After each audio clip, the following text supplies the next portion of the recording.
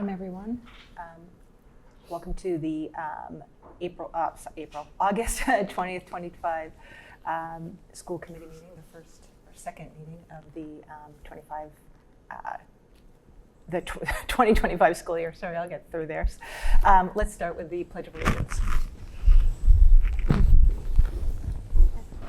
I pledge allegiance to the flag of the United States of America and to the republic for which it stands, one nation, under God, indivisible, with liberty and justice for all.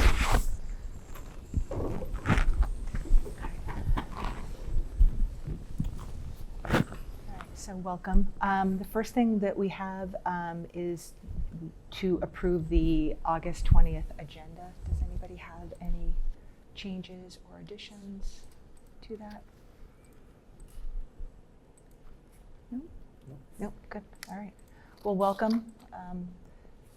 First, we'll start off with welcome Superintendent Phelan. We'll start off with the superintendent's report. Perfect. The superintendent's report tonight has a lot of data in it. It's going to be our operational kind of look at how we're starting school with some of the work over the summer and getting ready for the school year.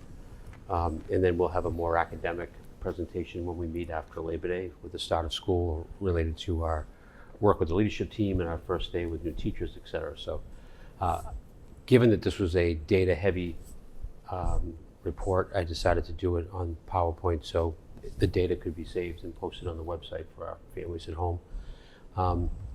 The school year is opening on next Wednesday.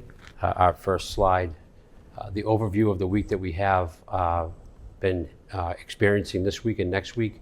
We had first year teachers, our new teachers of the district, on Monday the 18th, Tuesday the 19th, and today the 20th. We're very, very fortunate to have 17 new educators come to the Milton Public Schools. They had 3 full days with the mentoring program and our mentoring team of Unit A and Unit B staff, John Radosta, Meredith Kemp, and Laura McDermott. I want to thank all the presenters that we had that day. We had Bill Fish present, Katie Blake presented, Laurie Dunn even stepped in for HR and presented, so it was very much a full team of folks welcoming our new members, and with a nice lunch on Monday afternoon. On August 19th, we had our full leadership retreat. We'll go into this in detail when we present at our next meeting in early September, but we really did a nice job of getting our leadership team together, finding out what their needs are, and fitting those needs and looking at some data into how we want to approach our work in the classroom that we're going to focus on this year. So a lot more of discussion will be happening about classroom instruction, how we're working with our paraprofessionals and our educators in the classroom, how we can support them in the classroom, and came up with some really great 5 very sound priorities and themes for the coming year that we'll be putting in front of our educators on Monday when they return to school on the 25th. In the next slide, I want to thank everybody that worked so hard this summer. We had a great Milton Summer of Enrichment program, our ESY program at the high school and at the Cunningham Collycott. Very, very high participation for the calculus projects here at Milton High School. Our Beyond the Bell program, Camp Cunningham and Camp Tucker. First year that we've had our after school program run a camp at the Tucker, and the community responded with high numbers. It was a great program. We're very thankful to branch out, and the work that they're doing in the community schools is fantastic, and they had a great summer. Keep in mind that group only takes 1 week off a year. They work all the way through this week. They take this 1 week off at community schools, and they're right back at it next week. So we thank the community schools for all their hard work, not only during the school year, over the summer, and we wish them a good week this week so they can be ready for the first day of school. All Milton Public School faculty and staff will report to their school buildings on Monday, August 25th. That's a little change from the past where they would come up to the high school and would have a first day gathering of all the staff, and the superintendent would speak and would have some guest speakers in order to welcome the group back. But given this year we only have 1 professional day for this administrative work that we want to support and engage our educators in, and the 26th of August, Tuesday, being a teacher day where they're getting ready in the classroom, we decided to yield that time back to the school. So our teachers and paraprofessionals and our lunch aides and everybody will be in their buildings getting to work at 8 a.m. Monday morning, in their classrooms on Tuesday morning, and all Milton Public School faculty, staff, and students, K to 12, I'm sorry, that's 1 through 12, will start Wednesday the 27th and Thursday the 28th, and there will be no school on Friday the 29th. So I apologize for the typo. It is grades 1 through 12 that start on Wednesday and have a second day Thursday. All kindergarten students report on the Tuesday after Labor Day. Some really big work being done this year over the summer. The Collycott Cunningham Library Space Renovation Project is coming to a close this week. They came in and did a fantastic job. I'd like to thank Katie for being involved. Also, Holly Concanon and John Redden, Tom McCarthy, Bob Mayhew were all involved.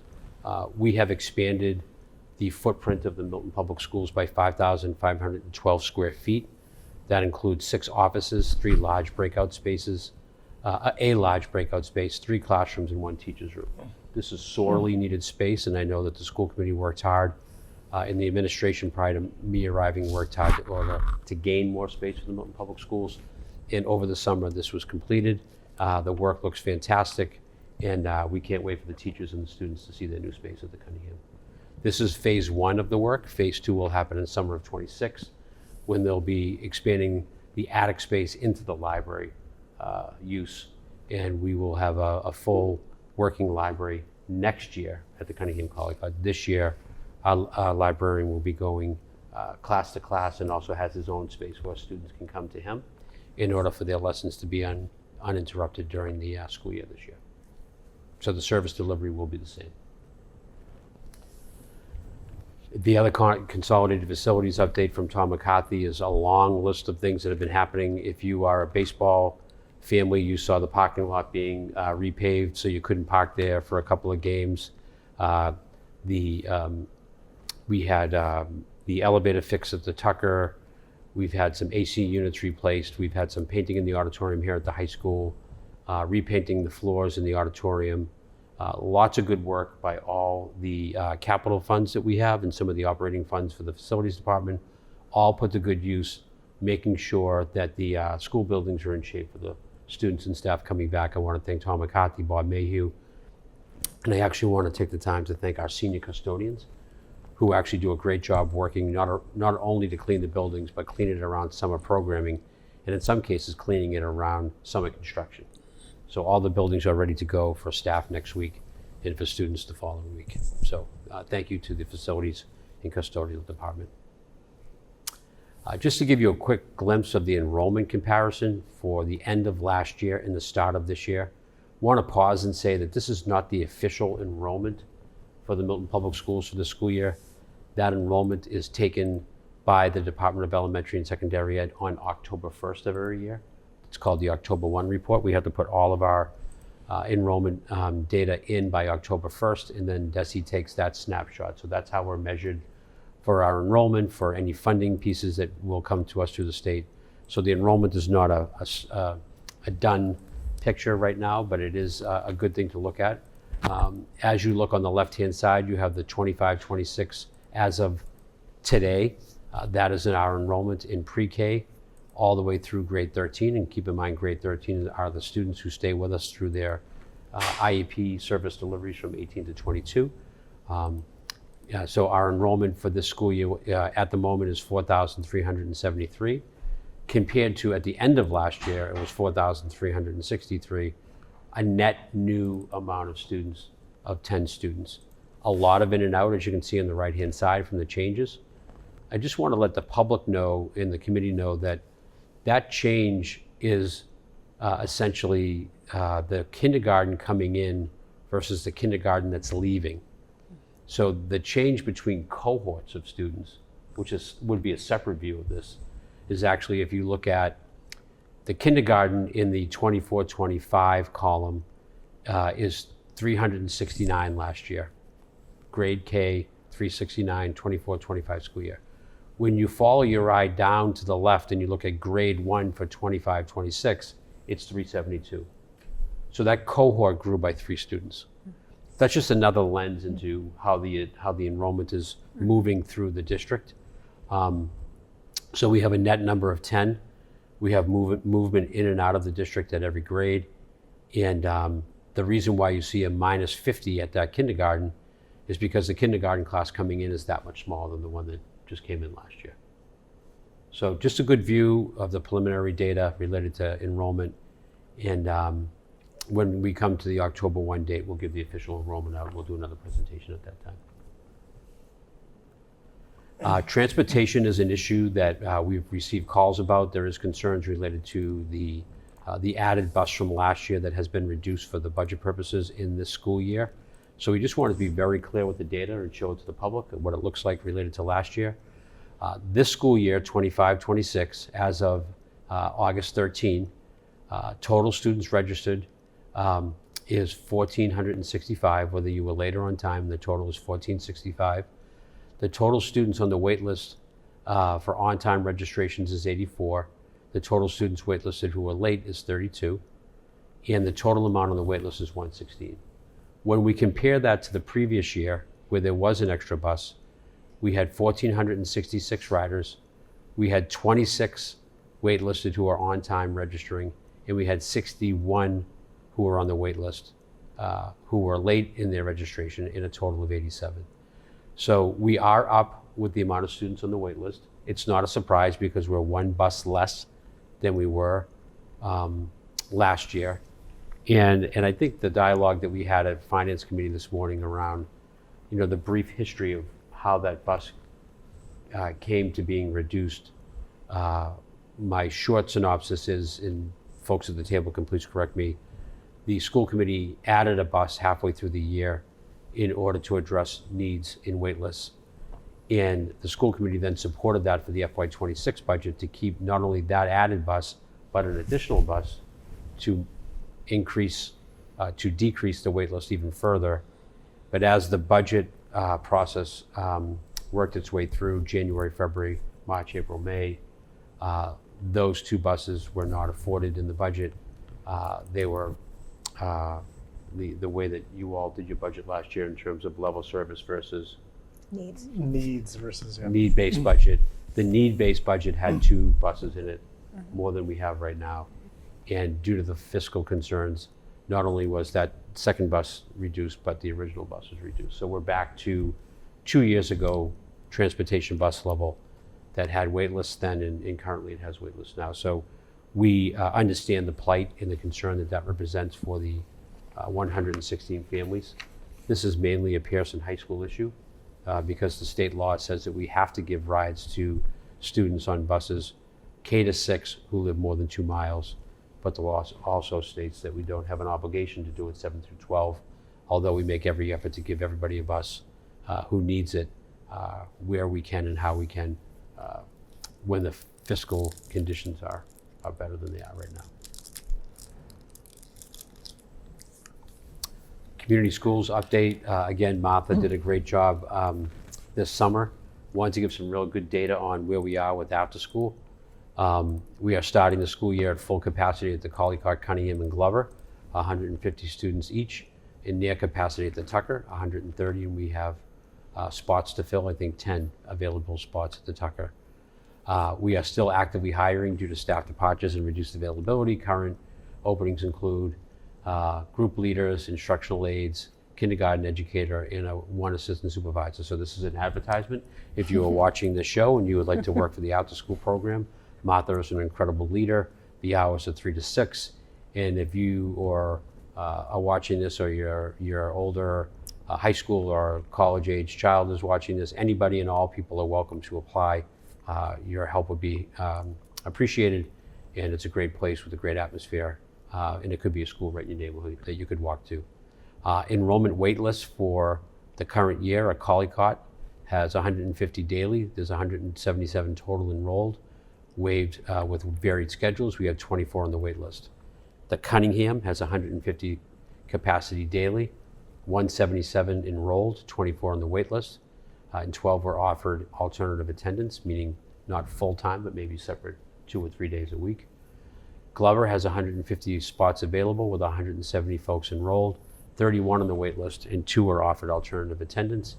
Tucker has 130 daily spots, 140 total enrolled, no wait list.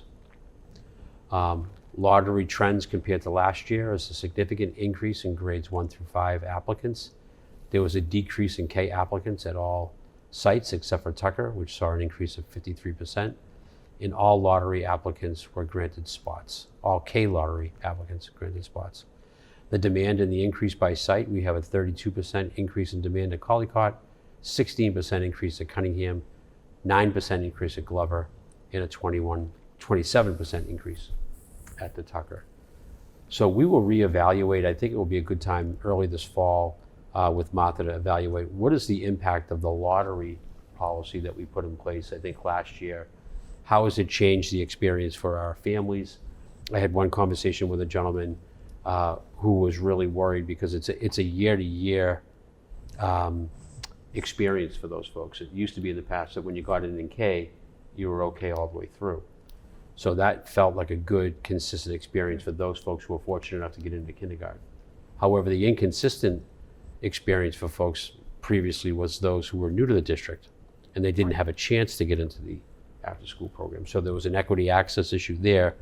So I'm assuming that the lottery was an opportunity to maybe try to open up that access annually. So I think it might be helpful for us to look into that, see what any mitigating issues that have come up that we might want to discuss later in the fall, and then maybe report out on that.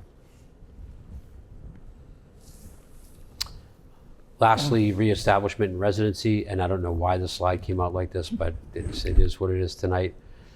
Reestablishment, remember now we have asked every 3rd grade family, every 6th grade family, and every 9th grade family who is rising into those grades to reestablish their residency.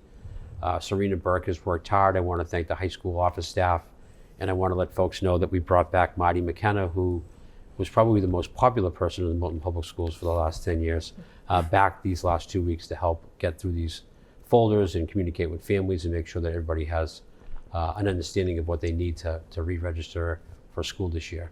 With all that work done and continuing to be done this week and next week, we have 8 families who are currently at the high school working on submitting documents, and we have 15 families who have not started the process.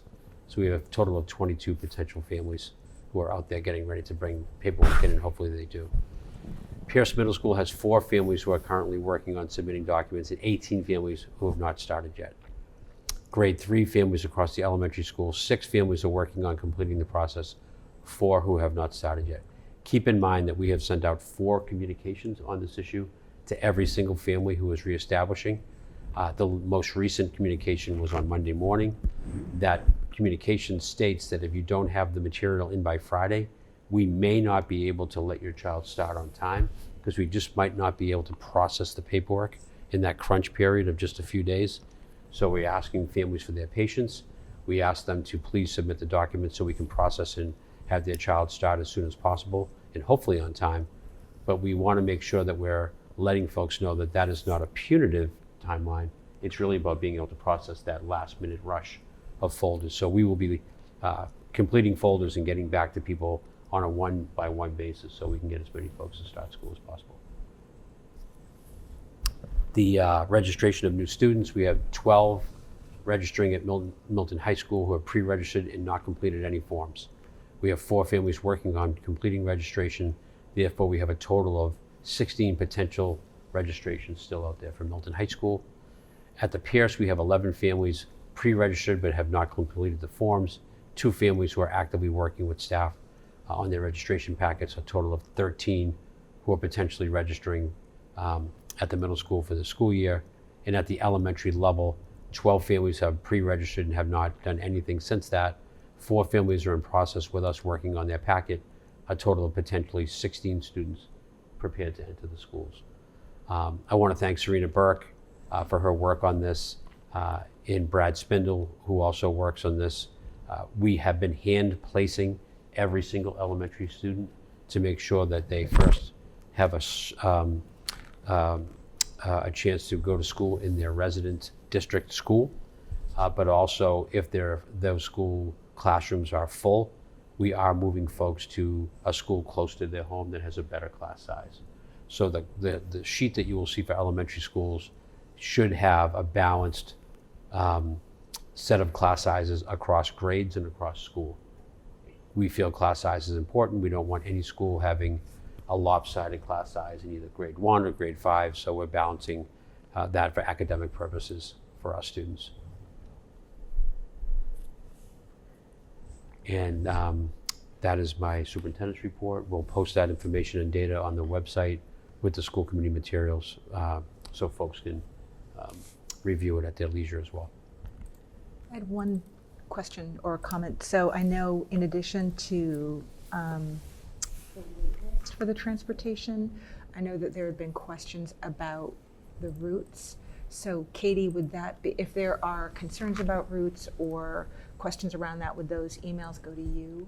Or who would those go to? Like if something came up, but there's also, there's a Google Doc on the website, correct, under transportation, if there's an issue with the, So on the district website, under the transportation page, we have posted the routes, and then if any families have any concerns with the bus stop or any of the bus routes, there is a Google form that we're asking them to submit to provide us with the information so that we can look into their request and their inquiry and work with the bus company to see if we can make the modification or provide any of the updates. We're trying to do so and then provide the information to others that may be impacted because it could potentially change the route and the timing of the route. So we're trying to do that as fast as we possibly can, just so everyone has that information before next Wednesday and the start of school. so if there's a change in the route, would families be emailed? So what we do, the process that we currently do is we would update the documents that are posted on the website, and then we would send an email to the families that are on that bus route if there was going to be any specific impact to their stop, or if there was any specific impact or significant impact to the timing of the route. So if we had to switch things around and the student stop went from the end of the route to the beginning of the route, we would send an email to those families to notify them so they know an appropriate time to be out at the bus stop. Okay, great. Thank you. I also want to thank Stephanie O'Keefe. We have the ability to actually communicate directly with families by bus. So if anything happens on a rainy day or a snowy day, we can actually, or a bus breaks down, we can communicate with those families directly by bus. So I want to thank Stephanie for making that tool available, and also thank Katie for the process of when that feedback comes in from our families, that we're actually looking at it, taking it very seriously, moving it over to the bus company, and they are making changes based on that feedback. And the reason why the bus stops are different this year is because we have one less bus. So they're kind of trying to make it work with one less bus, so the stops have changed a little bit. So Katie, thank you very much. Of course. Great, thank you. Anyone else? Questions or comments?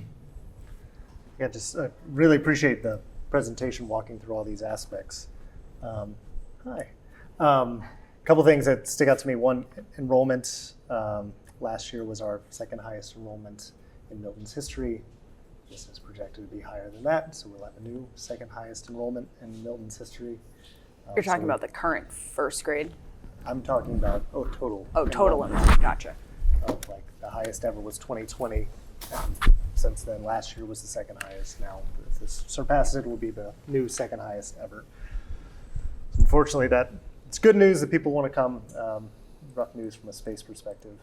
I did want to re-highlight kind of the thing you hit on a bit, John, about the transportation steps, because I felt like that is helpful just to go over again, because I know you tried to cover it. You were not obviously here for that, and so we did talk about it a little bit in finance, but for anybody watching, last year we had similar wait lists. We've had similar wait lists. We got the one-time funding from the select board, who's gracious enough to provide us funding for an additional bus.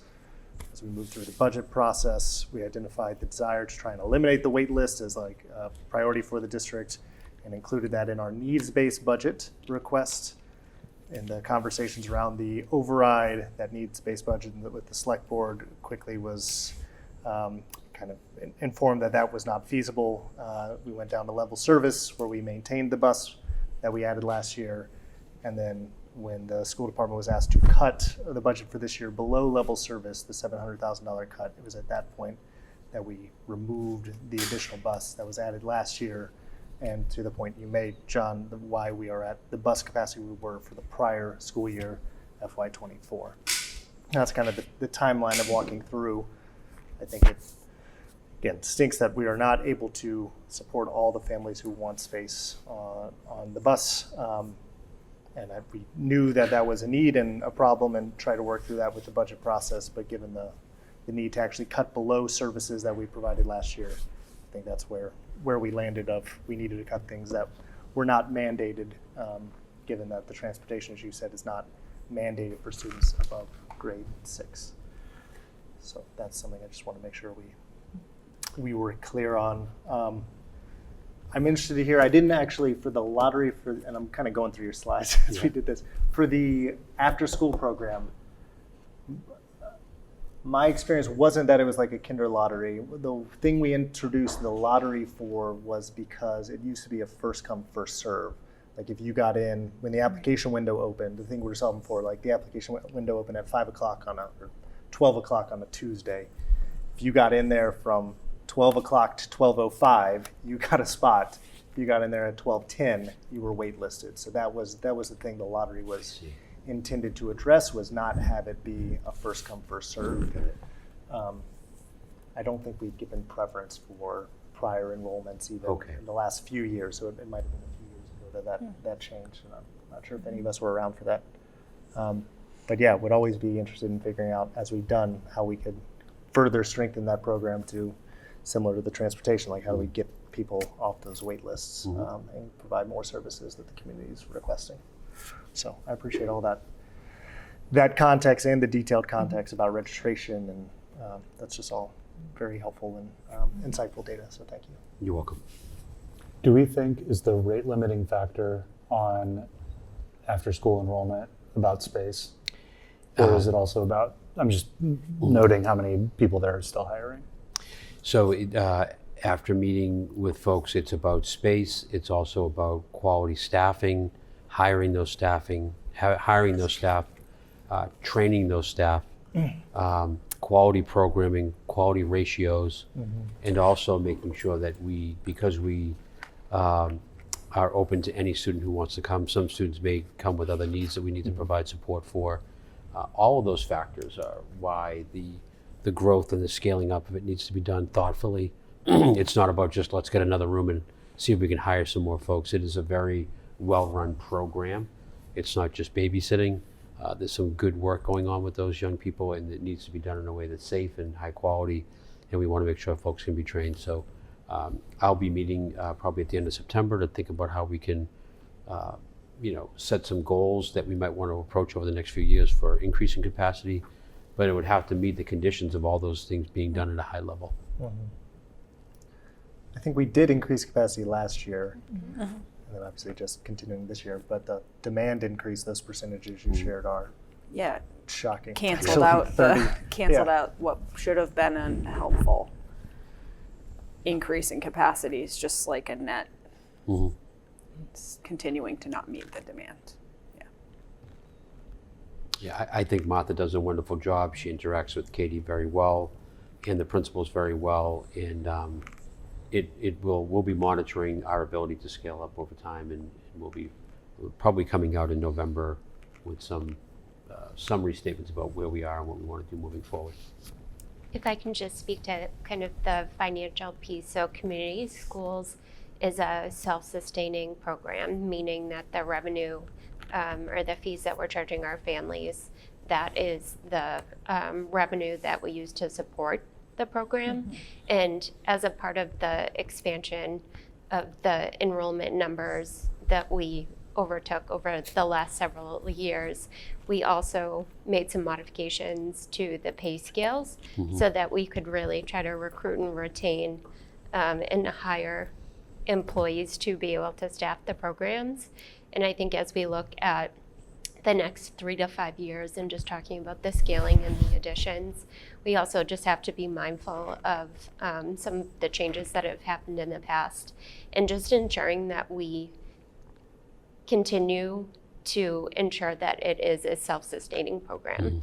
And so when we look at some of the financials over the past year, just in the future, we'll just have to make sure that right now we're expending more money than we're actually bringing in for revenue.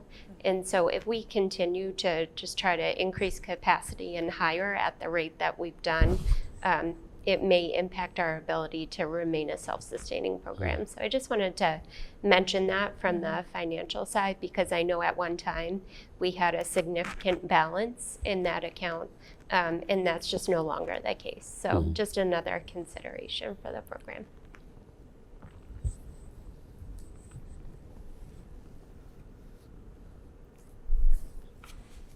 Anything else? Thank you, John. That's great. Welcome. Appreciate that. You're Because it's the new year and I still have summer brain, I completely forgot Citizen Speak. So do we have anybody online who's here for Citizen Speak? If so, if you could raise your hand. There's nobody in the audience here.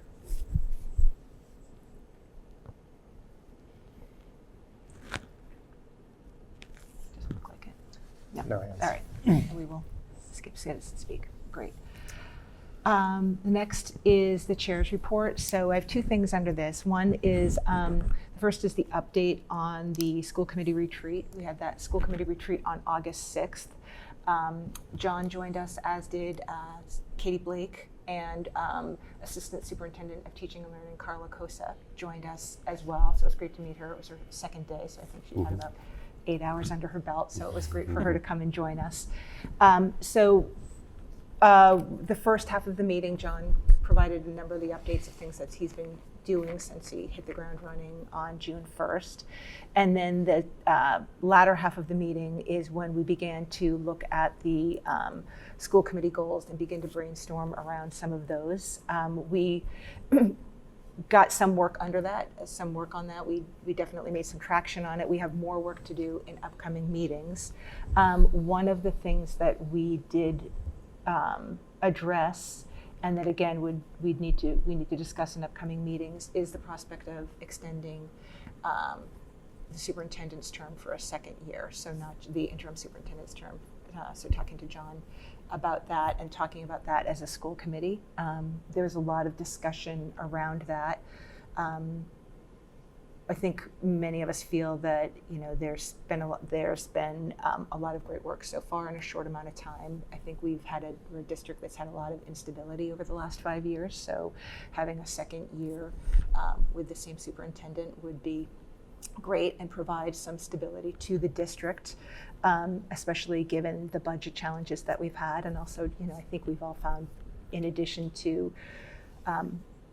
John's insight around the budget and his leadership, his strategic vision has also been really, really appreciated. So one of the things that we talked about is having the MASC come and discuss sort of the pros and cons of that, of a 2-year term, some of the things that we need to look at. They were not available to come now, so we're trying to get them in the next meeting or two. The beginning of the school year was busy, so I'm working on that piece. So if there are other questions that we have, and then similarly, I know that we're exploring some of the other challenges about getting the waiver, right, and the possibility of moving that forward for a second year. So that was that because one of the goals would have been or could be the superintendent search. It seemed like a good time to discuss that, so that we weren't dedicating a lot of time to what we were looking for in a search if the intent is to continue with a second year. So I don't know if anybody wanted to weigh in on that piece. We will be discussing it more in the next couple of meetings. But I think that there was a lot of, healthy discussion around it. I think, somebody made a really good point that in having you in this role and in things moving forward, it's almost like we're beginning to see you give us insight into what we should be looking for in the next leader. And I think that that's really important. I think that leadership role that you are providing is important, and that's giving us good context and good feedback as we do the search for the permanent position. So I don't know if anybody else wanted to add anything or discuss anything at this point. No? that will be a discussion moving forward. Again, there were other items that we talked about that we still need to flesh out. We just have a draft of those goals, and we'll work on those moving forward. We also discussed some of the objectives and topics that we want to focus on in the coming year. French immersion was one that came up that we will begin to look at and schedule over the coming year.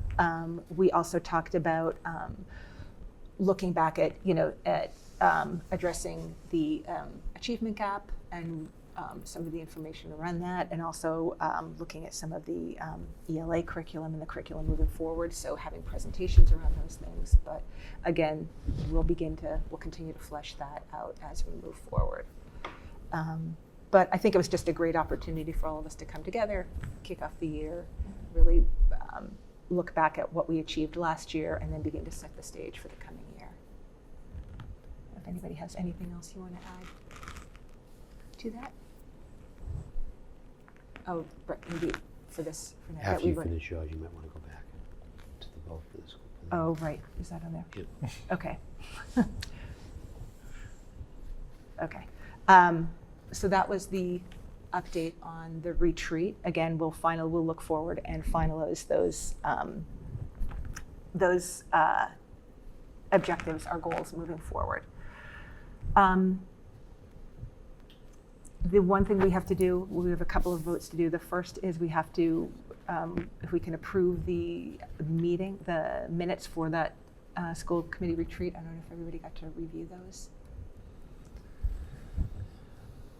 I'll make a motion, at least for the purpose of discussion, motion to approve the minutes of the Milton School Committee retreat dated August 6th, 2025. Second. All in favor? Great, it's approved. Great. So under the superintendent's report, there are a number of motions that we need to do to approve the student handbooks for the 2025-26 school year. So in the folder, we had the Milton High School Student and Family Handbook, the Pierce Middle School Student and Family Handbook, the Elementary Student and Family Handbook, the MPS Staff Handbook, and the Student Athlete Handbook. Those are all in the folder as well. I think as opposed to doing them as individual votes, I believe we could do them all as one vote. Mm-hmm. Go Just ahead. have a question. Is John? You might not know this, but obviously these are very long documents. With Yeah. lots of things.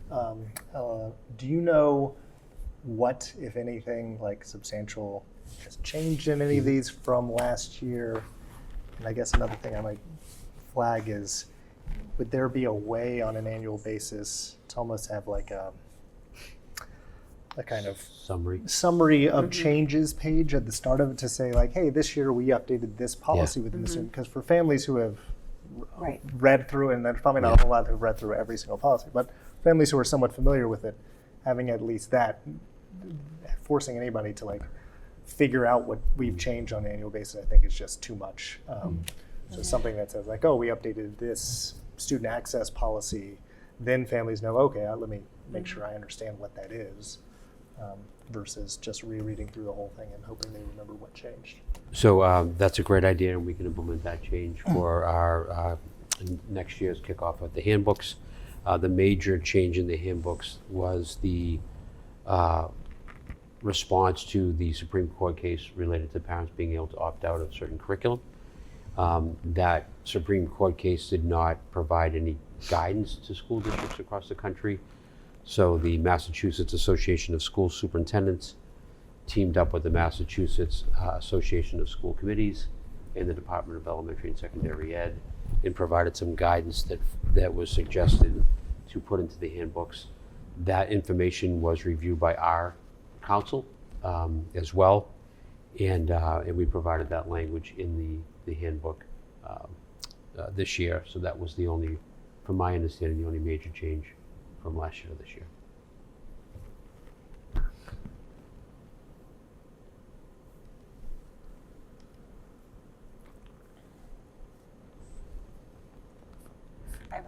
This is more of a procedural question. So if changes are made to each individual handbook, does it go through policy committee, or are the changes made? Who would recommend changes to the policy within each individual handbook if they were going to be made? Is that I think there's a difference between policy and the handbook. Right. So any and all policy changes would be going through the school committee, policy subcommittee, and then the school committee. And I think we did some of that work in our retreat when we changed the Title IX policy and reverted back to the shift. So that would go through the school committee in the normal way. The handbooks are, because it's not a policy, it's handbook language, like it would be if we changed any language around any code of discipline or anything related to that. So there is no policy aspect of that. In this case, we took guidance from our attorney and the 3 agencies that we all work with together, and we put the changes in that they recommended. And so every year we would put this handbook in front of you.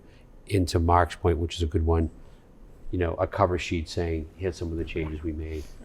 From the principal of the high school, middle school, there could be disciplinary changes that we would want to focus on and make sure parents knew that there's any updated expectations. So when language like that changes, I think we should highlight it and bring it to the attention of the school committee and the public as part of this process. great? No, that's helpful. So just annually, do the lawyers look at it? They look at every that. Unfortunately for Charlene Roach, this is her main job in July and August, is making sure that we have the recent versions. We give them all to the attorney to review. If they have any legal things that they would like to see changed, they would let us know, and we'd bring that to the attention, and we'd make those changes. Most of the changes in the yearbook, in the handbooks year to year, are the changes in names and titles of anybody that may be coming in and out of the staff related to the handbook, and so that's the process. Okay, thank you.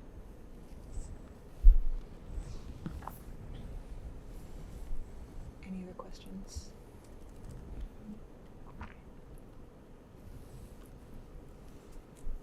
Do you have a motion? I'll make a motion to approve the following handbooks for 2025-2026 school year.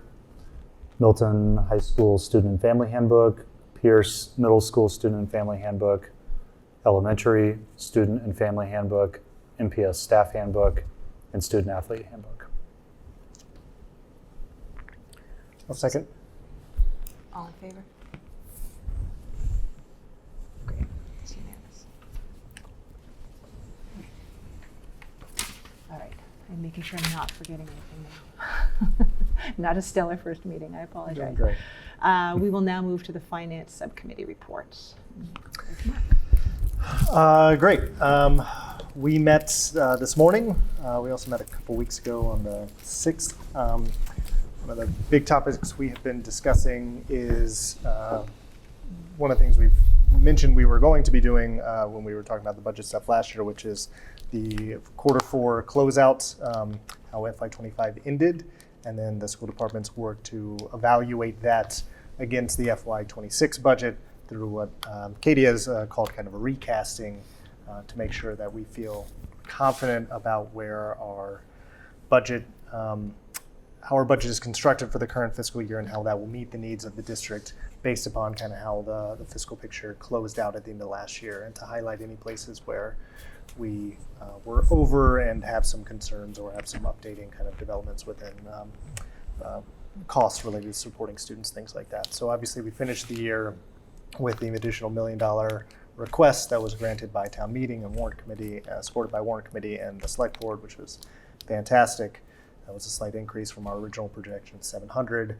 So all those things are factors that I think Katie and John have been looking at, and really appreciate John as a second set of kind of fresh eyes bringing to this to support all the work that Katie's really helped to lead us on to get there. And so I think they, Finance Committee, were able to share some ways in which they want to see some realignments within the FY26 budget in order to support and strengthen certain line items within the school department's accounts, operating accounts, to ensure we have a strong and sound fiscal picture throughout this year. So really appreciative of all that work. Excited that we're having this conversation August and not in January. And love to turn it over for what y'all want to share. Thank you, Mark. I first want to just acknowledge and thank Katie Blake's ability to close out the FY25 budget when the district was looking at a deficit of about $2.5 million, in her ability to pull the reins in on the expenses and really take a hard look at where the expenditures needed to be pulled back, in freezing those expenditures and freezing the hiring, in working with this body of school committee members as well as the warrant committee and the select board, and then with the end of the year, a successful transfer of funds from the select board and the warrant committee to the school department. To be able to make up a $2.5 million deficit in 5 months is quite a feat. So I first of all want to thank everybody at the table for that, especially Katie.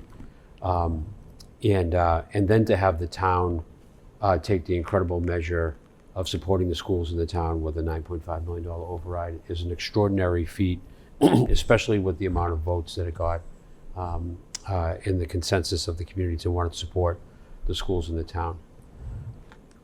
With all that being said, as we walk into FY26, we're still in July needing to go back and use funds in order to pay backwards to FY25 to close out those bills, and then identify the continued data points of what we budgeted over time and what our actual expenditures were, and noticing those data points over 3 years that there were just gaps in the budget between what was budgeted and what the actual expenditures were at the end of every year.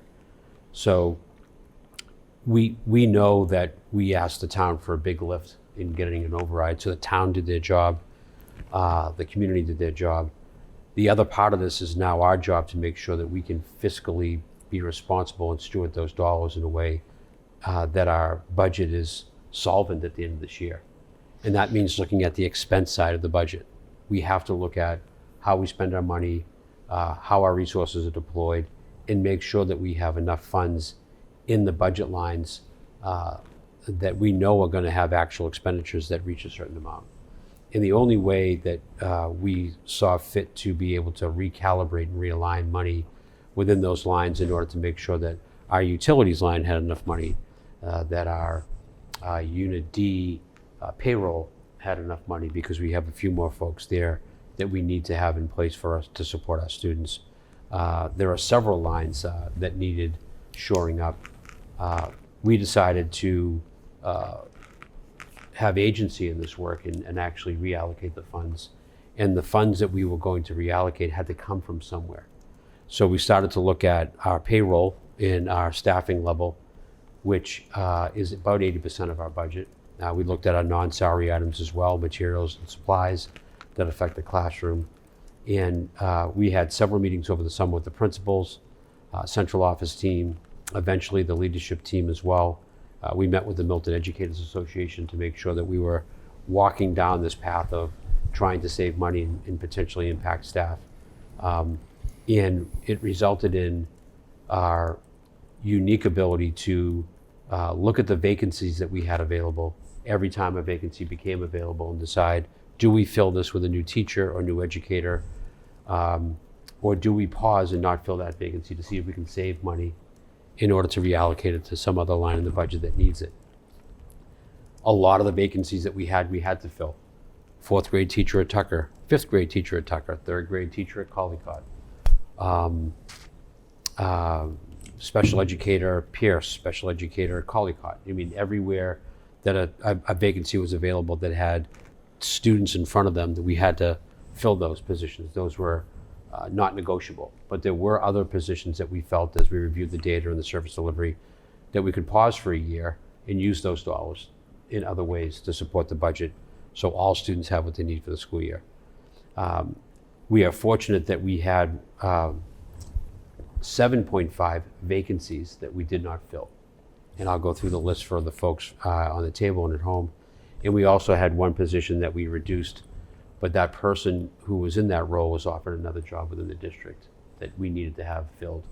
So the list that I'm going to give you tonight, there was no employee harmed in terms of losing their job. The one that was reduced is actually deciding whether they want to take the job that was made available to them. And that was really important to us from a human being level. Think of it as a staff member who was worried from February, March, and April about whether they had a job or not. They may have been on that list of 72 that would have been reduced, and then the override came in and they felt relieved. Coming back and letting someone know that they were going to lose their job in August would have been a horrible morale issue. It would have been just not a good way to start the year. So we're fortunate that we were able to save $279 that we can reallocate in our budget. And we will continue to review our vacancies as they occur to see if we need to fill them or not throughout the year. Because every dollar that we're able to reallocate to a line that supports students in other ways and right back into the classroom, we feel we need to do in order to right-size our budget and get ready for FY27.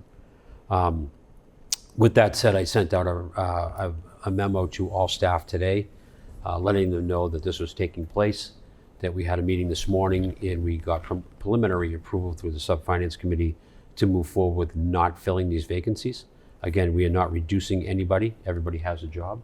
These are vacancies that we would have normally filled that we're going to have to rally around and do some extra work amongst the other staff members in the Milton Public Schools to make the work happen. So I'd like to share a memo that I sent to the school committee and the finance subcommittee and just talk a little bit about the positions that we're reducing. There are 8.5 positions that we'll be talking about. I'll read a little bit about each one of them, and this information will be posted on the website as well. Would it be helpful to pull it up? Please, that would be great.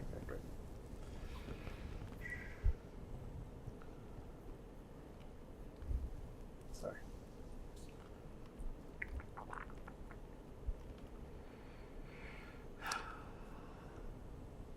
Apologies, John.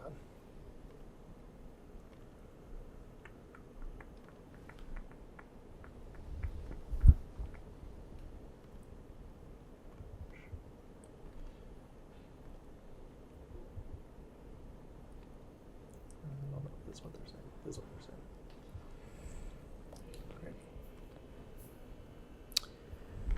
So for the folks at home, the narrative above that will be posted, but essentially it's the conversation that we've been having. We've had 2 difficult fiscal years in FY24 and 25 that have resulted in being unable to finish the year with enough money to pay our expenses. And so this year we're taking extraordinary steps to make sure that does not happen during FY26. So these are the vacancies that we're not filling. It has the FTE, it has the unit that that employee belongs to, it has the savings, the rough savings. Some of these are exact numbers and some of them are placeholders. And then it has an impact next to that. So the first position is one that was vacated, the Director of Educational Technology. That was a Unit B administrator.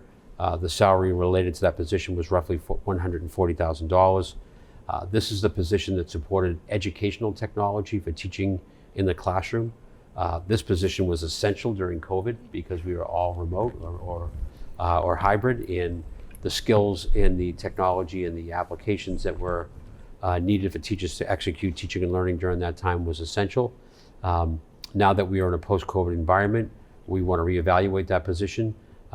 This position, along with everything else on this list, will be reevaluated during the FY27 discussion and potentially put back in place next year. But this gives us a chance to pause, save some money, and reevaluate whether we need that position in the same way it was existing prior, or maybe shape it different for the future. So it gives us an opportunity. We do know that teachers will be looking to have questions answered by this role that was in place by AJ Melanson, who did a fantastic job. And we are working on some workarounds and looking to get some support from folks in order to make sure that teachers still get what they need at a certain level, but maybe not at the high level that they got in previous years. The equity coach resigned from Milton Public Schools to go to another school district. This individual and colleague was with the district for I think 4 or 5 years, did a wonderful job working with teachers in the classroom around areas of inclusion, in bias training, in supporting students of color and all students in our DEIB community, and educating teachers on how best to approach the work and move it forward in the classroom. When they left, we had a great exit interview, actually with the Director of Technology and with the equity coach. What do we need to continue to do? how would not filling this position impact your staff? We had a good hour conversation with Dr. F.A. Shavers, myself, and the individual. We do believe that we're going to restructure our DEI work this year to focus more on hiring, retaining, and recruiting staff of color. We've already made efforts in there to recruit and engage with a new recruitment and retention nonprofit group based right out of Boston called the Teachers Lounge. And we'll be looking to do some equity and bias training for our staff in Milton Public Schools who do the hiring. We really need to check our bias at the door. We really need to be thoughtful about how we approach hiring if we want to increase the diversity in our schools. And I think we actually have to have everybody go through some training to highlight what are some of the subtleties and some of the really clear and tentful things that we need to do in order to have a pool of people who want to come to Milton, who are diverse, so that we can interview folks and use questions and get feedback in a way that is appropriate for all of our staff, and especially our diverse candidates. And that will lead to higher numbers of folks that will be in our schools. We also want to do a good job with the staff we have and retain them. The best recruiter for a new teacher of color is an existing teacher of color. So we have to look on retaining. That's how the Teachers Lounge that we are now engaging with, that's their big sell, is that they provide space for teachers to be able to go and talk and discuss how they're doing in their district. And so we feel like we're trying to attack this from a couple of different ways. The other main goal of Dr. Shavers in the equity department is to focus on some policies that we really wanted to get into. What are some policies that we feel need to be revisited in order to make sure that we thought through the policies through the lens of our community of people of color and our DEIB community. So those will be the two highlights for the year. And we feel like we can pause the coach, and then when we get a better idea of what that goal will be for the following year, we can decide whether we bring that position back or something else like that to support our community. The Milton High School team chair, we currently have 2 team chairs at the high school, 2 team chairs at the middle school, and this person resigned to go to another district. We are now going to reorganize those 3 remaining team chairs at the middle school and high school to work across the grades 6 through 12. We're going to have one of those folks work directly with that grade 8 to 9 transition, which we think all transitions need to be handled very uniquely by our team chairs. Preschool to kindergarten is a unique transition year for our students and IEPs, and making sure those IEPs reflect what the shift in teaching and learning looks like from pre-K to K, from grades 5 to grade 6. That's a different learning environment, elementary school to middle, and obviously middle to high school. So this is not only an opportunity to look at how we organize this work differently, but it might yield some good results in how we make those transitions work that can inform how we organize our team chairs in the rest of the district over the next few years. The nurse that we have a float nurse in the district. We have 9 nurses in the Milton Public Schools, 1 nurse per building, which equals 6, 2 float nurses that work throughout the district every day that are not assigned to a school, and a nurse director. Again, like the educational technology, our nursing department did incredible work during COVID. We could have not have gotten by without that team of highly skilled medical professionals in the district. Now that we are moving towards a more post-COVID environment, we feel like we can do with 1 less float nurse.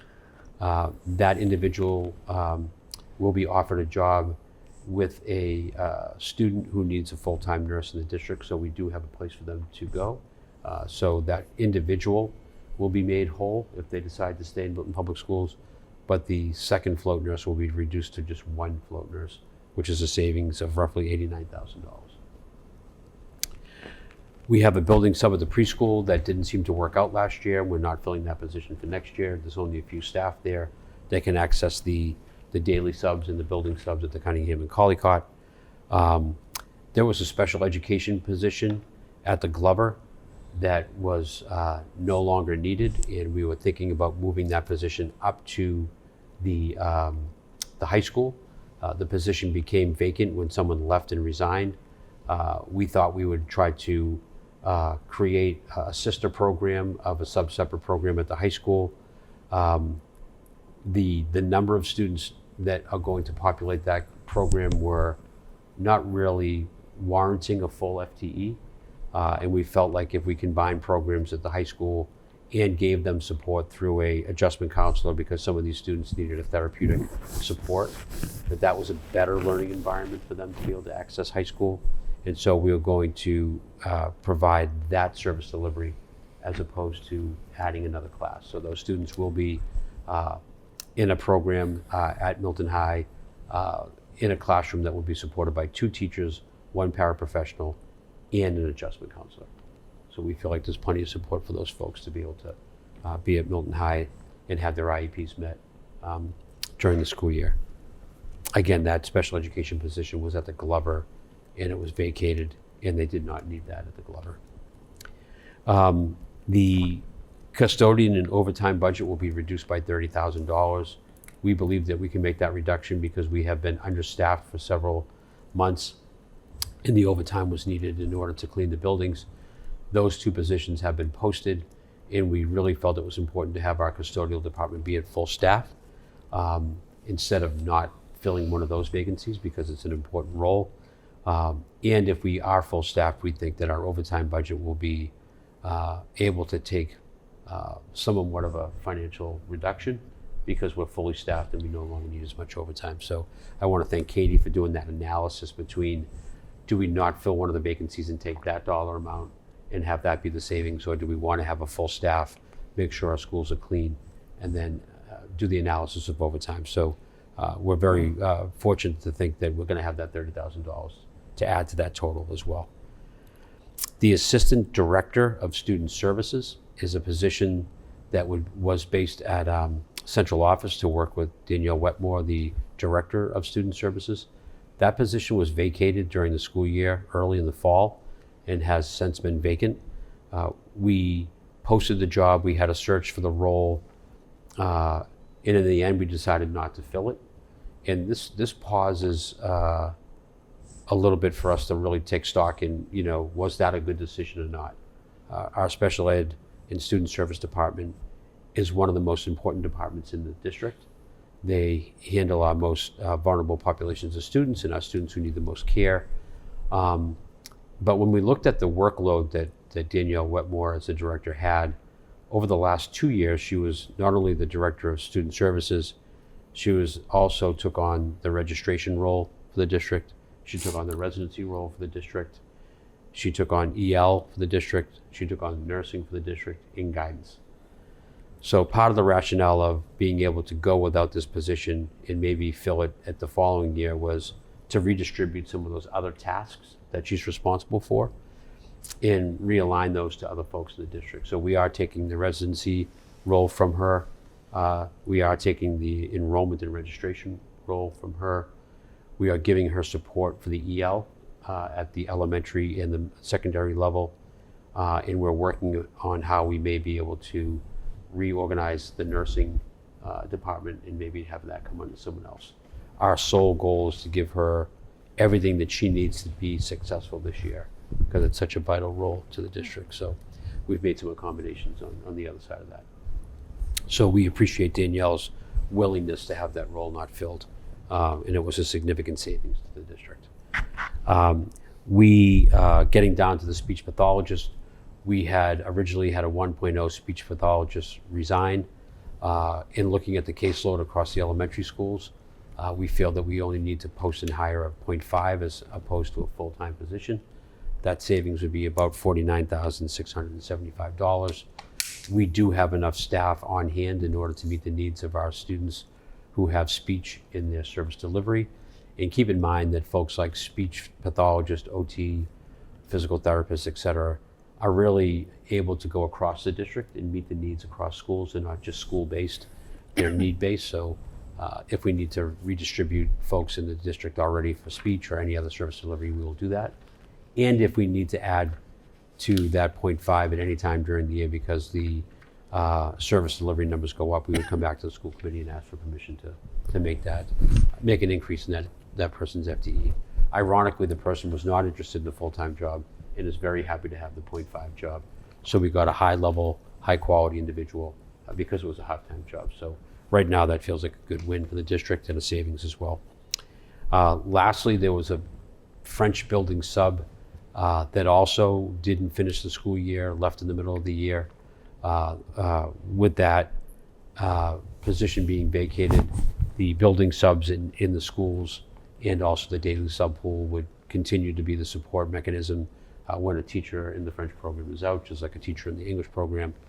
The downside of that is that the building sub in French is a really great bullpen to hire someone who might not be certified, but speaks French and wants to get into the world of education and can be working in the schools, and we can get to know them and they can get to know the quality of the program and help them get certified. So we always have another person getting ready to be available.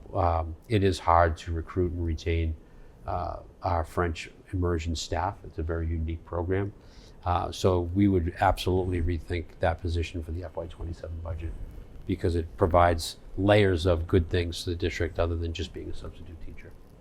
So those 8.5 positions have totaled roughly $772,279 that in meeting with Katie over the course of the summer in trying to get comfortable with what amount of money would we need in order to redistribute across the budget lines and have deficits, this is a very good start.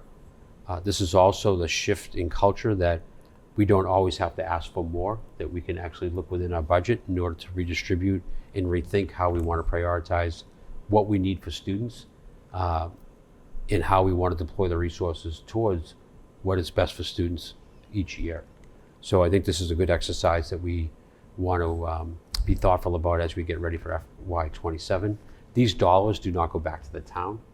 These dollars stay in the school budget, and these positions will stay in the school budget just unfilled, and they'll all be in discussion when we do the FY27 budget work.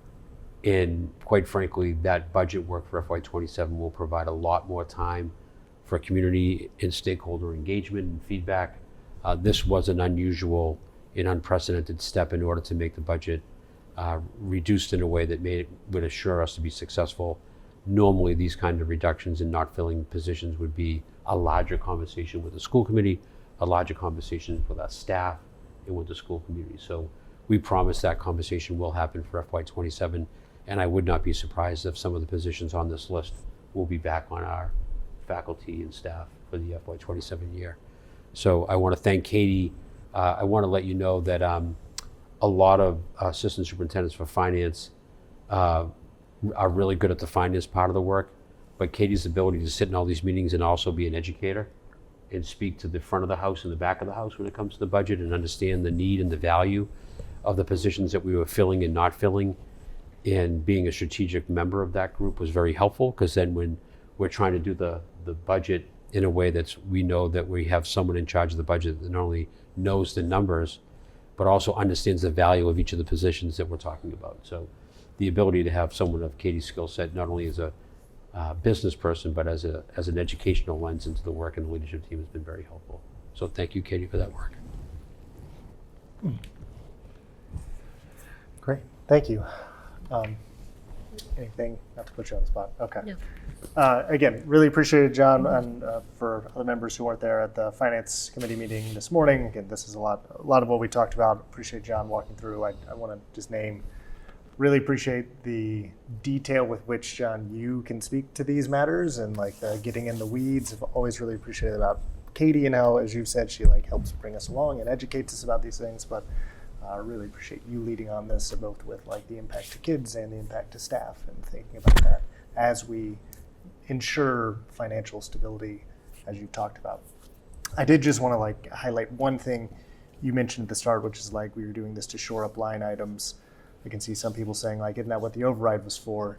I just want to highlight that that is what the override was for. Katie obviously used within the budget planning process. All of us were, that was started in February to kind of plan that based upon that, identified line items and things like that of what we needed. And so what we said at that point, and again, Katie's that led us through this, is we're going to need to come back to that after we see exactly how the year ends out to ensure that our assumptions in February were the right one, see where we were off, and fix that so that we start the year on a really strong basis. So again, stating again, glad we're having this conversation now, and able to strengthen these accounts to feel good about going into the rest of this year.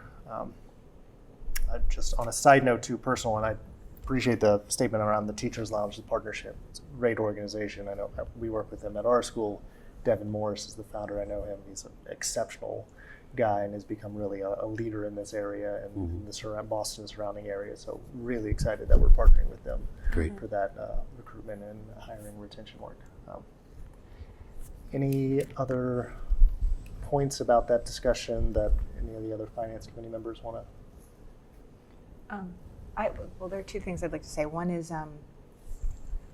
I appreciate the explanation around a couple of things. One is with respect to the DEIB work and the fact that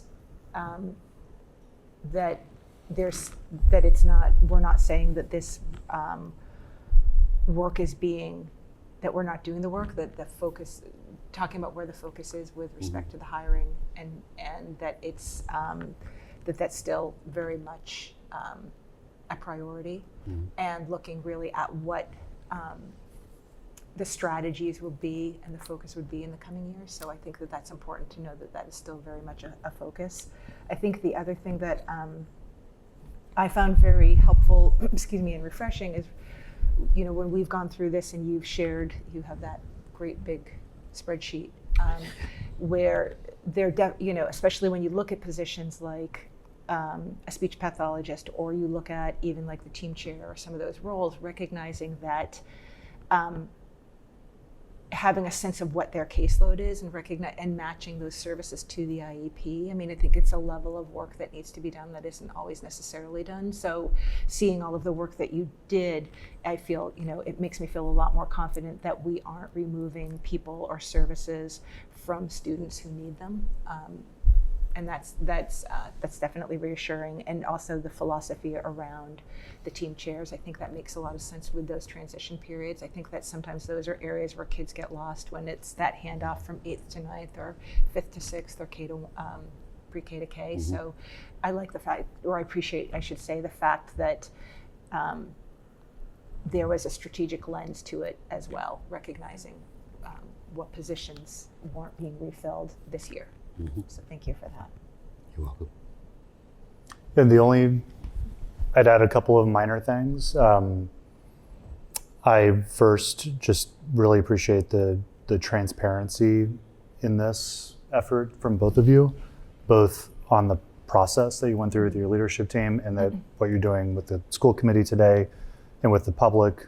There are no secrets in what's happening here, which is really, really great.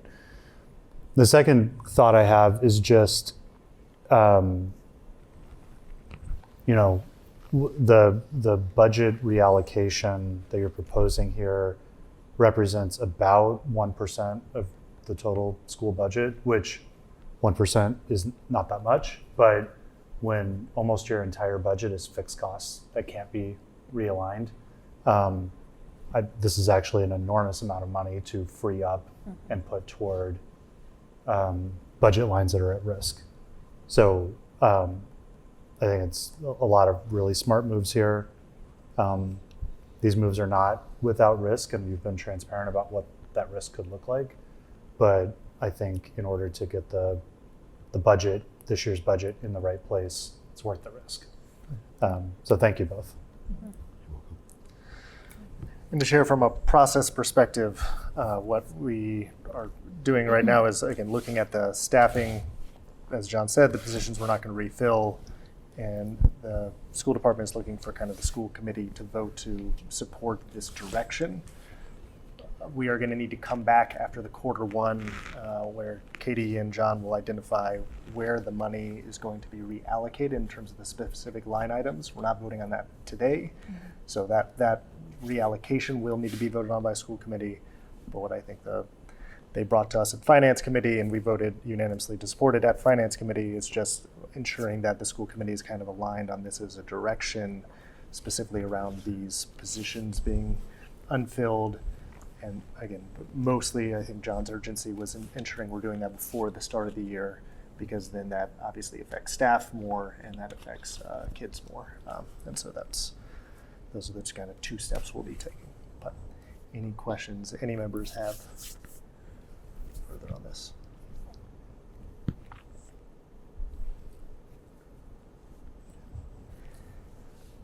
If not, oh, please.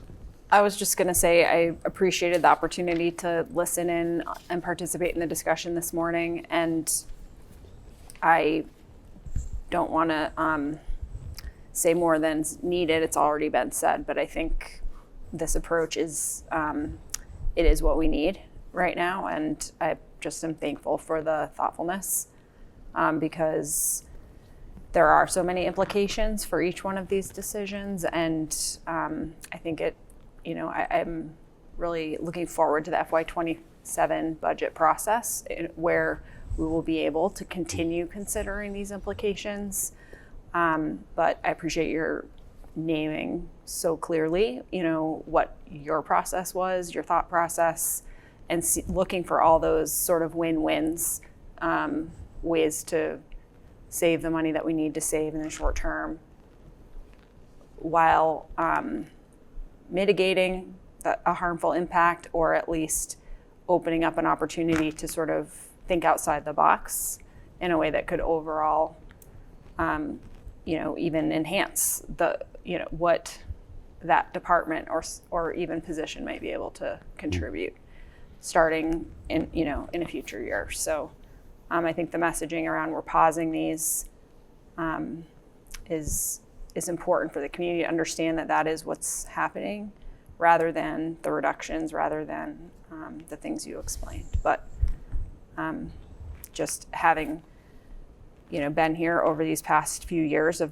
really challenging times, I think I can't overstate how important it feels to be doing this at this point in the year. And it's been a lot of work over the summer, while some of us were able to actually take a little bit of a breath. But thank you for all of that work. And can I just add one thing? Want to thank the Milton Public Schools faculty and staff who I reached out to and gave the letter today to the entire staff, and I identified every single position to be very, very clear. And as we said, that there will be folks sharing some work this year, so I don't want to minimize the fact that there might be things that we're all lifting up and trying to do and share across that. So I appreciate the staff, listening to that tonight and reading the memo.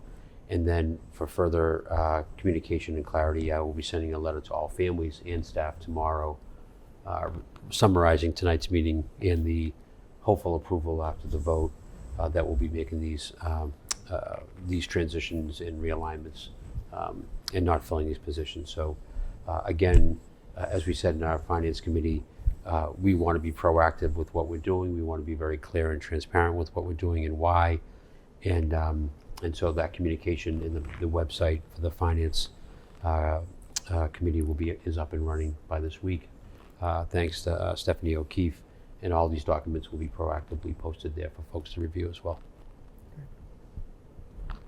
Sorry, can I add one other thing? And I think it was an important thing that we talked about, which is this is being done for a couple of reasons. One is that you talked about the areas where their budget line items where they might be underfunded, but I think recognizing that we don't have any reserve funds within Circuit Breaker, that we have zero buffer should students come in who require more services or are referred for special education or require an out-of-district placement, that those can, a couple of students and this isn't to put it on the special education, more that special education is the most the one area where there is the most, as we talked about earlier, the most ebb and flow. And so to be able to know that we have resources in place to support those students that don't and without trying to figure out where to take it from in other parts of the budget, I think is really important, just because we use those reserves in the past. So I think that is a huge piece that we need to, that I'm grateful that we're looking at, and that could have a real budget impact if we weren't looking ahead like this. So. Agree. Any other questions or comments? I will make a motion to support the direction of the school department's plan for FY26 budget realignment as presented tonight in this memo. Second. Great. All in favor?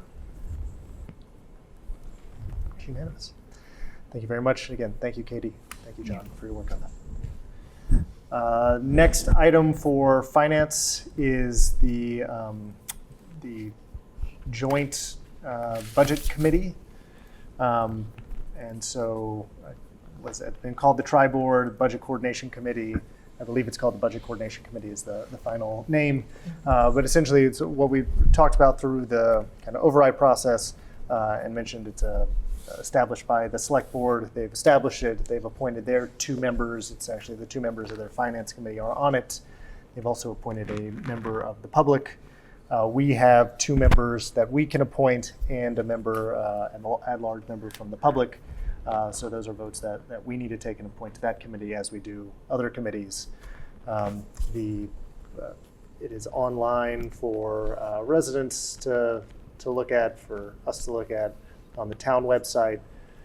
That has information on like what the committee is and the members. So the planning board also has a member, warrant committees also have a member, and they have all, at this point, I believe, voted. So we, as a school committee, need to vote to appoint. We can discuss who. There's no requirement that it be finance. I think that's been kind of my thoughts, given it's a finance committee related board, but I think that's something we should talk through of like who we think are the right people to appoint as school committee members. And what is the process for identifying the designee?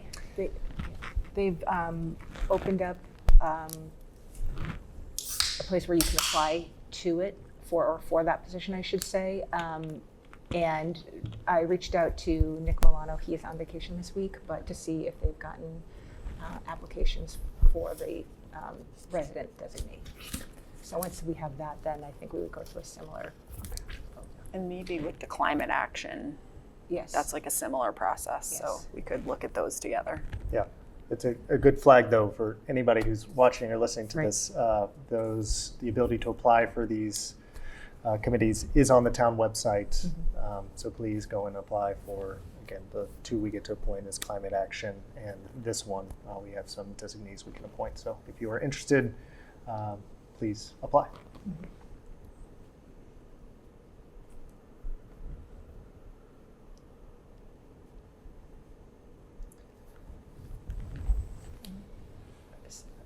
I'll jump in. I think similar to what you said, it seems like it would be good, similar to the other boards, having members from the finance committee be members of this budget coordination committee.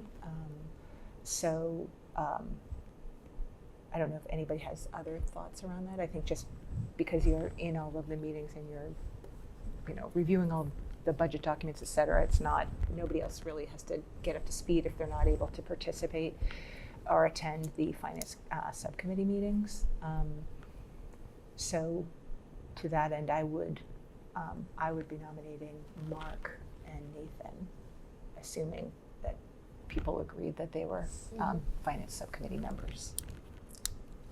Yeah, I think Mark and Nathan would be great candidate for this. Yeah.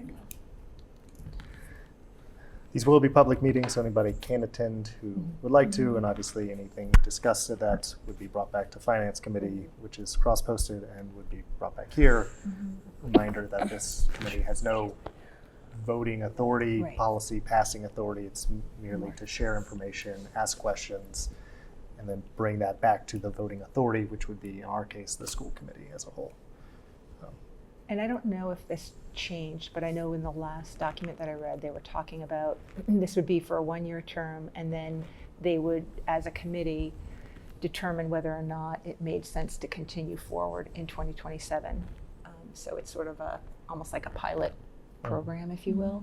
So this would be for a 1-year term. And it would become a committee that reports back, I think you just said this, but it reports back at these meetings like it would not be under the finance subcommittee report necessarily, but it's one of our town-wide committees that we serve on. So once after your monthly meeting, at the next school committee meeting, it would be on our agenda to hear a report. Just confirming my understanding of that. Yeah, that makes sense. Yep. Yeah. Okay.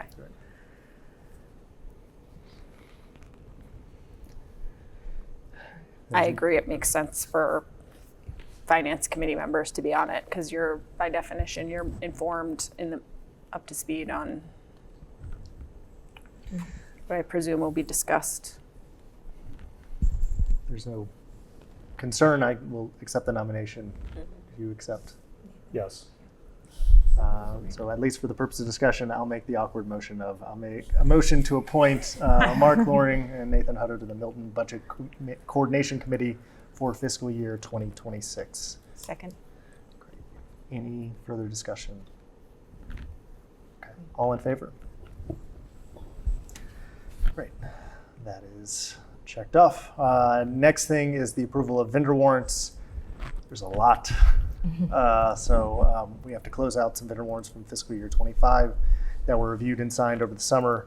I believe I've sent all of those. Fiscal year warrant 26, I believe I've sent 3 and 4. I reviewed and signed 6 and 7 today. I have not forwarded those documents, so I'll do that maybe at some point at the end of this meeting, so apologize for that, but all these have been reviewed and signed off at this point. So I will go ahead and at least make the motion for discussion. If anybody has questions, we can do it there. All at once. Motion is made to approve vendor warrant 48 in the amount of $891,715.35 payable on 6/12/25. Vendor warrant 50 in the amount of $884,055.38 payable on 6/26/25.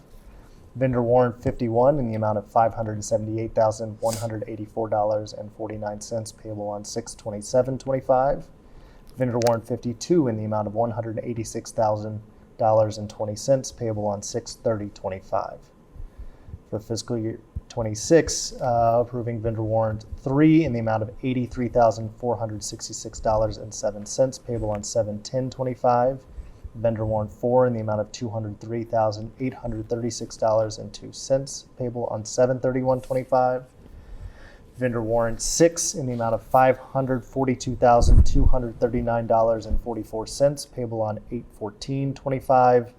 And vendor warrant 7 in the amount of $576,583.12 payable on 8/21/25. Is there a second? Second. Any discussion? All in favor? That's the vendor warrants. I believe that's everything for finance. Excellent. School. So the school building committee report. Oh, yeah, that's right. All right. We should break these up. So there's something in between for you. I'm sorry I talked so much. No. School building committee, we met a couple weeks ago, and again, apologize with I'm not sure if we've talked about this in open school committee meeting at this point, but school building committee, primary thing we were able to kind of talk about at last meeting is 1, we are through module 1 of the school MSBA process. We've completed all those steps, submitted them to the MSBA. MSBA is reviewing, we're waiting on their kind of sign off and formal moving us into step 2.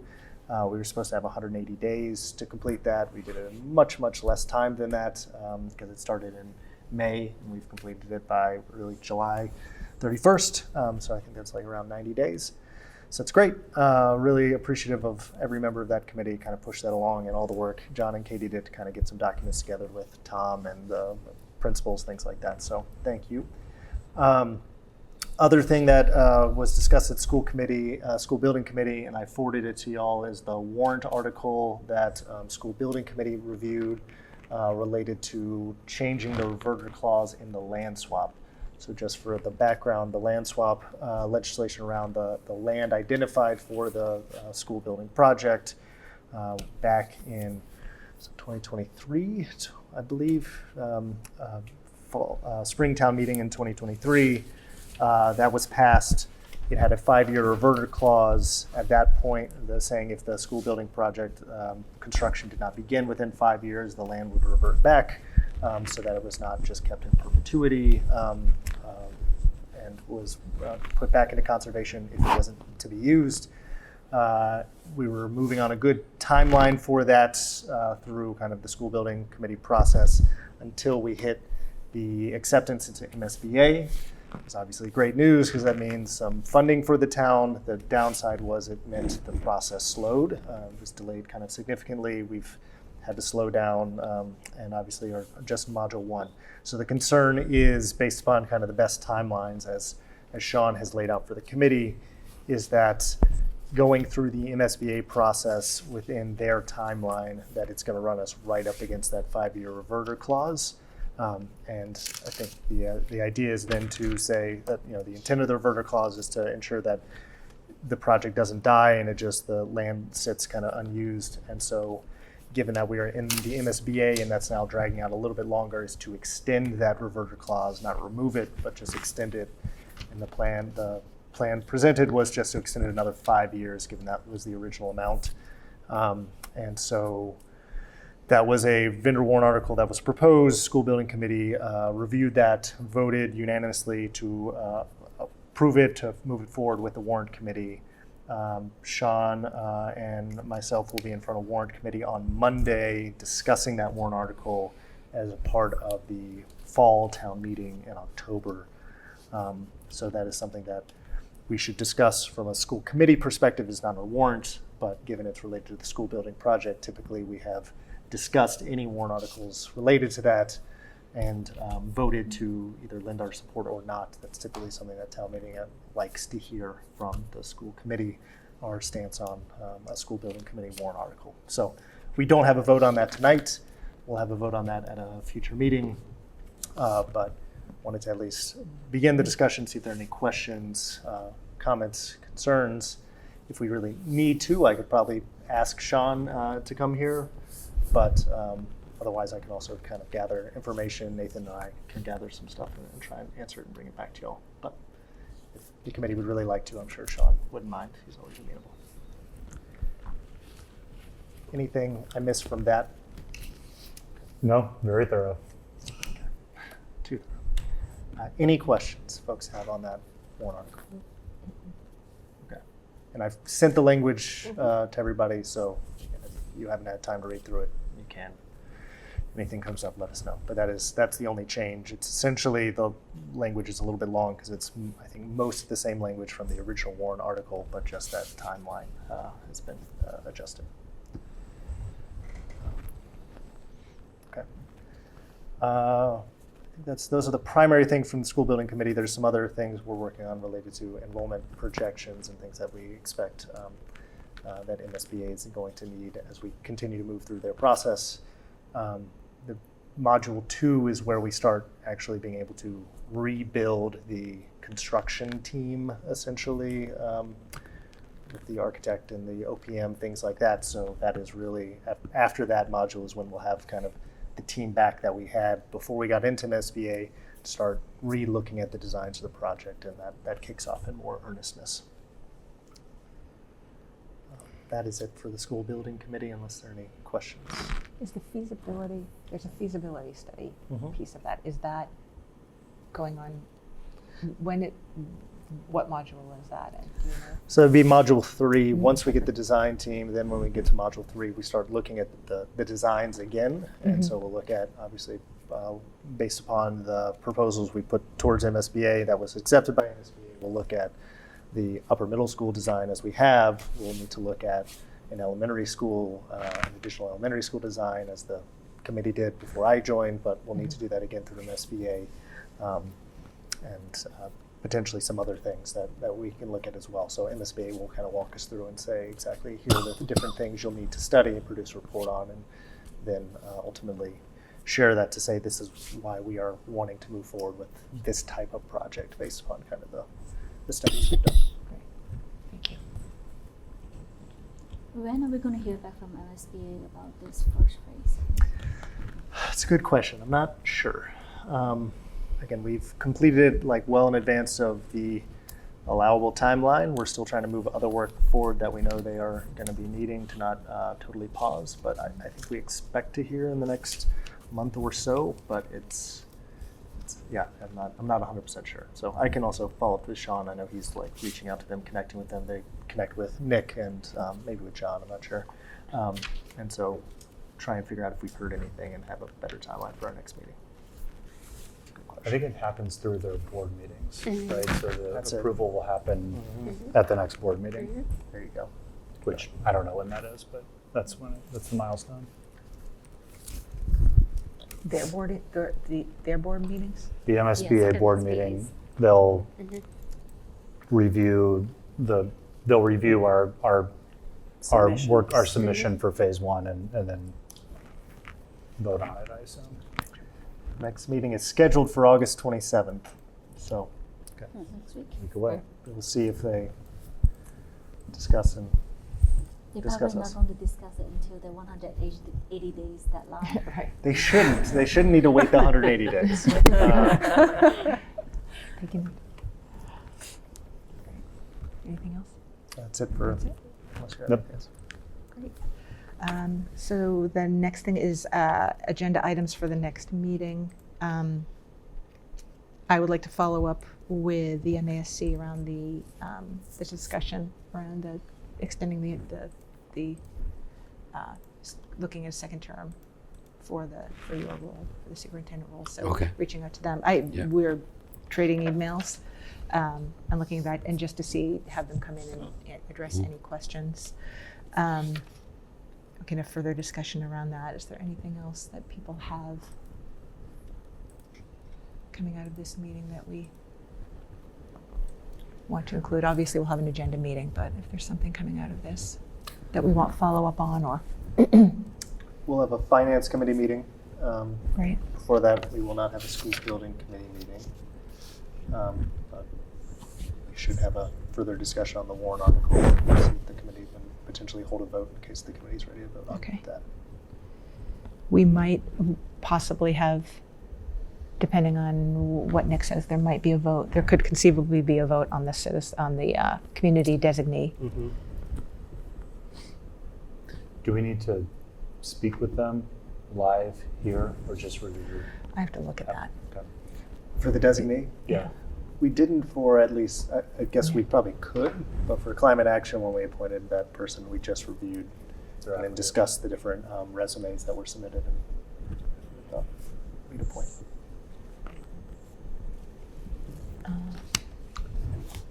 I think there was a process. Maybe you can Yeah, I'll share, follow.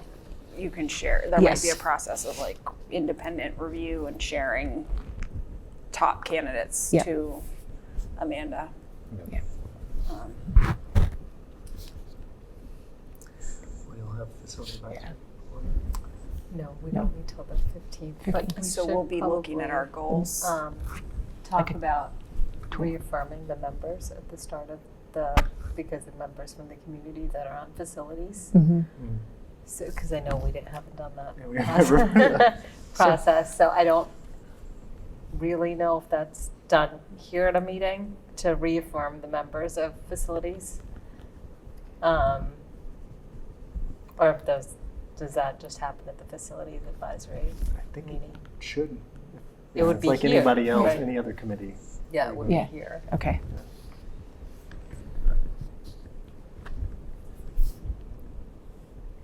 All right.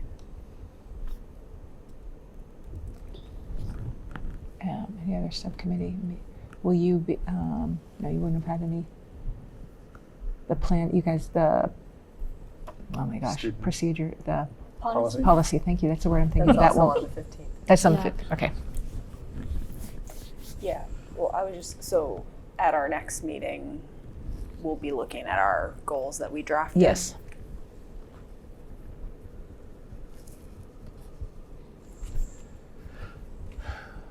If, yeah.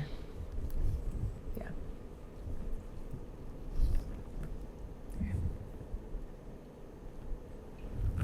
Is there anything else? Okay. That's it. That's it. Great. All right, I think that is everything. I have a motion to adjourn? Make a motion to adjourn? Second. All in favor? Great. Meeting adjourned. Thank you, everyone.